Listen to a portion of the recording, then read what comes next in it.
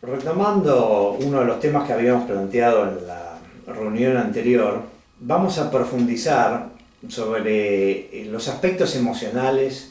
en el vínculo político. El vínculo político lo podemos ver desde muchos puntos de vista, pero vamos a verlo desde el punto de vista de las acciones de comunicación de gobiernos, de opositores, en relación a la ciudadanía. Entonces yo creo que acá habría que distinguir dos clases de vínculos emocionales. Por un lado, el vínculo emocional que se genera de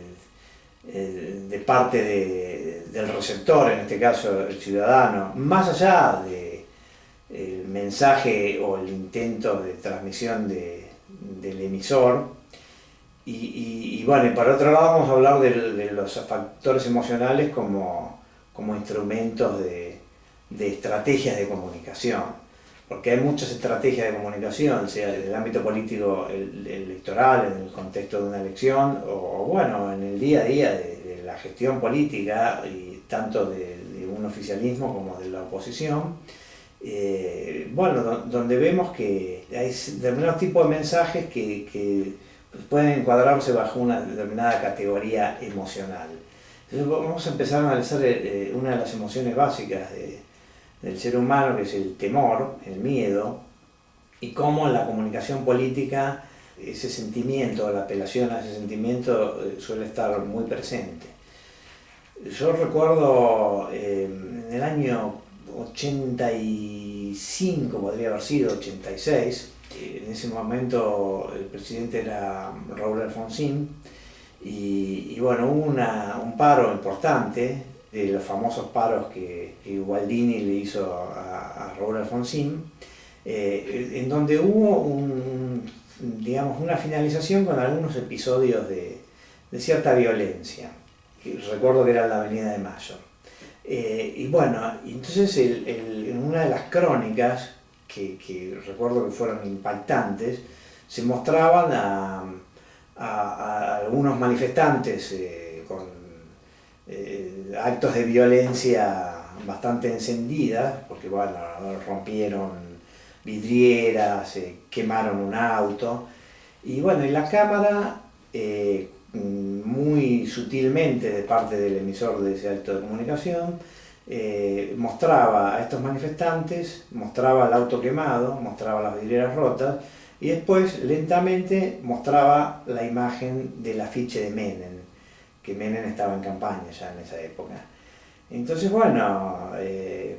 era muy fácil decodificar la intención comunicacional, que en ese caso lo que se intentaba decir es, ojo, que lo que viene podría ser peor que lo que hay, y de alguna manera lo que viene es la barbarie. Y bueno, en esa época Menem no era el Menem que fue conocido después por sus acciones de gobierno. Pero bueno, lo recuerdo como un caso prototípico, muy paradigmático de la apelación al miedo. Y si lo encuadramos como algo más general, siempre los oficialismos, en ese caso era el de Raúl Alfonsín, insisten en la idea de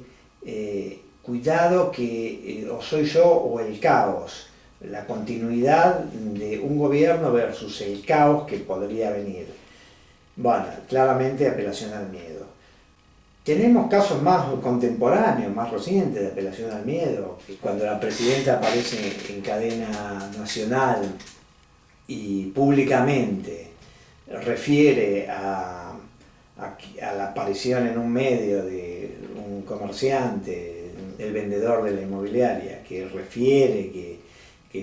su actividad comercial está parada, y entonces públicamente lo denosta y lo escracha con el tema de la AFIP, que bueno, que además ese hecho después es consumado, es decir, esta inmobiliaria tiene una inspección de la AFIP.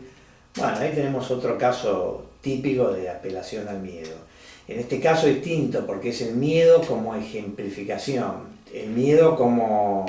la amenaza de un castigo posible en función de que el ciudadano o la ciudadanía hagan o dejen de hacer determinada acción contraria a los intereses del gobierno.